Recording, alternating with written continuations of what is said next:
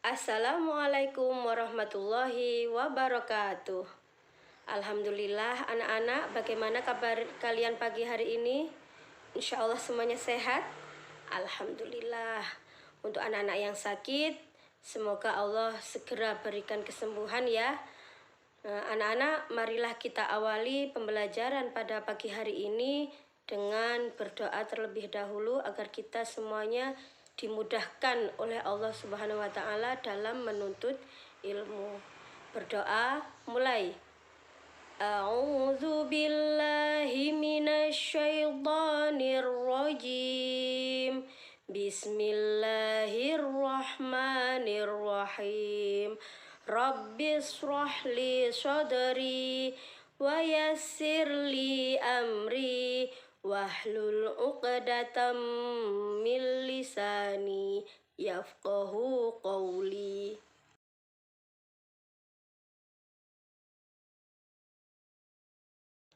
Alhamdulillah anak-anak, kita sudah mengawali pembelajaran hari ini dengan membaca doa.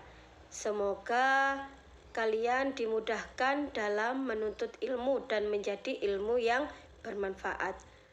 Berikutnya yang ingin Ibu sampaikan adalah terkait tujuan pembelajaran kita anak-anak yang akan kita lakukan hari ini, yaitu yang pertama nanti diharapkan kalian dapat menjelaskan informasi yang diperoleh dari seorang tokoh melalui wawancara.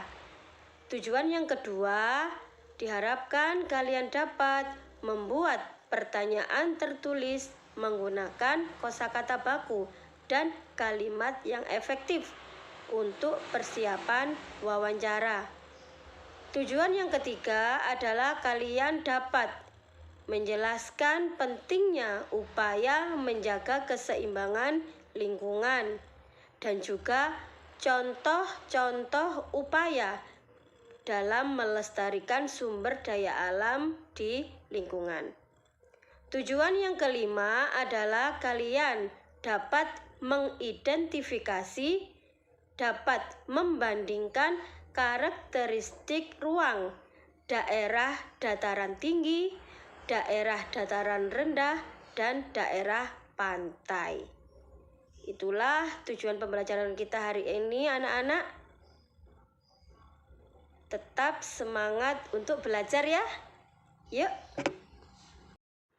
Anak-anak, materi pertama yang akan kita pelajari adalah tentang pengertian wawancara.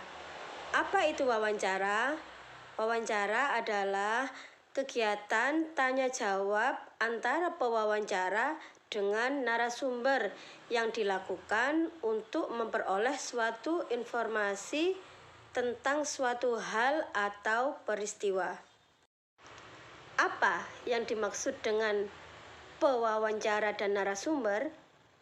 Pewawancara adalah orang yang melakukan wawancara dengan menyebutkan pertanyaan-pertanyaan yang berkaitan dengan suatu peristiwa. Sedangkan anak-anak, narasumber itu adalah orang yang diwawancarai, yang dimintai informasi. Orang ini memberikan informasi sesuai dengan peristiwa yang terjadi. Apa saja yang kita lakukan sebelum kita melakukan wawancara?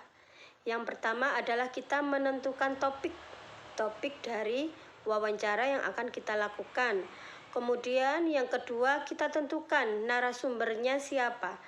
Kalau sudah menentukan narasumber, maka kemudian tugas kita adalah membuat daftar pertanyaan yang nantinya akan kita ajukan ketika melakukan wawancara. Pada saat melakukan wawancara anak-anak, yang kita lakukan adalah memulainya dengan pembicaraan, sapaan yang ramah, dan perkenalan diri. Yang nomor 2, kita ajukan pertanyaan itu dengan jelas menggunakan bahasa yang santun. Kemudian yang ketiga, anak-anak jangan lupa kalian catat jawaban yang telah diberikan atau yang telah dijelaskan oleh narasumber. Yang terakhir adalah Akhiri wawancara dengan kesan yang baik dan menyenangkan. Yuk, kalian baca teks laporan hasil wawancara dengan Ketua Kelompok Tani Unggul. Kemudian kerjakan pada LKPD 1 ya. Anak-anak, perhatikan gambar yang terdapat dalam slide. Setelah itu, kalian buat 5 daftar pertanyaan yang sesuai dengan gambar tersebut. Ini adalah tugas yang kedua. Anak-anakku, berikutnya kita akan mempelajari tentang kerusakan lingkungan. Manusia itu selain berinteraksi dengan sesama, juga melakukan interaksi dengan lingkungan. Interaksi antara manusia dan lingkungan yang tidak seimbang maka akan menimbulkan berbagai macam masalah anak-anak.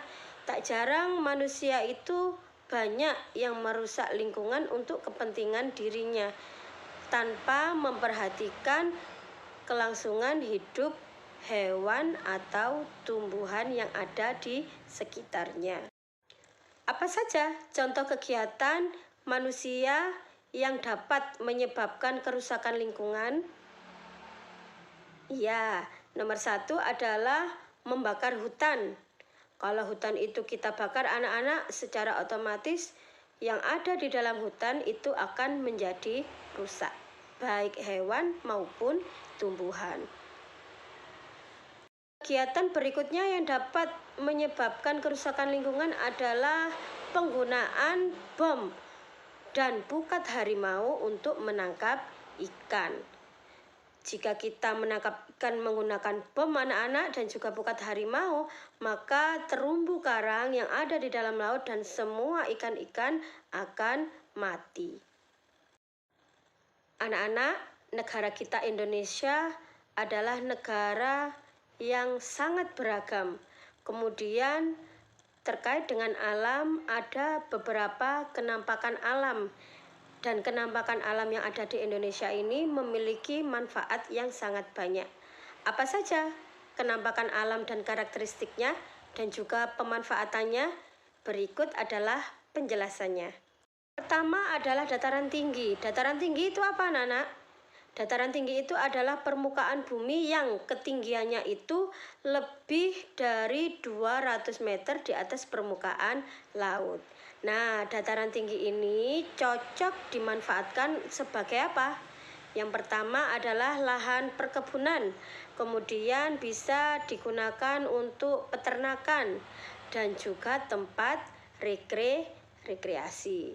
Nah, penduduk yang ada di daerah dataran tinggi itu biasanya memiliki pekerjaan atau mata pencaharian sebagai petani dan peternak. Di daerah dataran tinggi itu terdapat perkebunan teh. Nah, perkebunan teh ini cocok sekali berada di dataran tinggi. Kenapa? Karena suhu yang ada di dataran tinggi itu cocok untuk pertumbuhan teh. Kenampakan alam yang kedua adalah dataran rendah. Dataran rendah adalah permukaan bumi dengan ketinggian 0 sampai 200 meter di atas permukaan laut. Lahan pada dataran rendah biasanya digunakan untuk berbagai keperluan seperti pertanian, perkebunan, peternakan, perumahan, dan juga industri. Berikut ini adalah hasil pertanian yang ada di daerah dataran rendah. Yang pertama adalah padi. Kalian tahu padi? Ya, tanaman padi ini menghasilkan beras. Kemudian yang kedua ada tanaman tebu. Digunakan untuk apa tanaman tebu? Ya, dimanfaatkan sebagai penghasil bahan pembuatan gula. Hasil pertanian yang ketiga yang berada di daerah dataran rendah contohnya adalah kelapa sawit. Kelapa sawit ini anak-anak, ini merupakan bahan untuk pembuatan minyak goreng. Selanjutnya adalah hasil peternakan yang ada di daerah dataran rendah. Yang pertama contohnya adalah kambing. Kemudian yang kedua ada ikan lele. Masyarakat yang tinggal di daerah dataran rendah kebanyakan itu memiliki mata pencaharian sebagai berikut. Yang pertama adalah petani, yang nomor 2 peternak, kemudian yang nomor 3 adalah pegawai perusahaan. Kenampakan alam yang nomor 3 adalah pantai. Kalian pernah bermain ke pantai? Ya, sama. Bu Guru juga suka sekali bermain di pantai. Pantai itu apa? Pantai itu adalah daratan yang berbatasan langsung dengan laut. Biasanya daerah pantai itu daerahnya landai dan juga berpasir. Beberapa macam pemanfaatan pantai anak-anak. 1, digunakan sebagai tempat untuk budidaya ikan laut. Ada udang, cumi-cumi, dan juga rumput laut. Pemanfaatan yang kedua daerah pantai itu adalah untuk pertanian garam. Jadi garam itu dibuat di daerah di sekitar pantai. Pemanfaatan pantai yang nomor 3 adalah sebagai pelabuhan. Anak-anak, masyarakat yang tinggal di daerah sekitar pantai ya, itu memiliki mata pencaharian sebagai berikut. 1, nelayan, yang nomor 2 peternak ikan, kemudian nomor 3 petani kelapa, petani garam, dan juga penjaga pantai. Anak-anak, kita sudah mengetahui bahwasanya Indonesia, negara kita, memiliki sumber daya alam yang sangat melimpah. Salah satunya adalah tanaman padi. Padi merupakan sumber daya alam yang sangat penting bagi bangsa Indonesia, bagi masyarakat Indonesia, sehingga perlu dilestarikan keberadaannya. Demikian anak-anak, penjelasan Ibu tentang materi pembelajaran kita hari ini, yaitu wawancara, upaya pelestarian sumber daya alam dan pemanfaatannya. Kemudian yang ketiga adalah karakteristik ruang daerah dataran tinggi, daerah dataran rendah, dan juga pantai. Semoga bermanfaat dan tetap terus semangat belajar ya. Kita akhiri dengan membaca hamdalah. Alhamdulillahi Rabbil Alamin. Akhirnya, Assalamualaikum warahmatullahi wabarakatuh.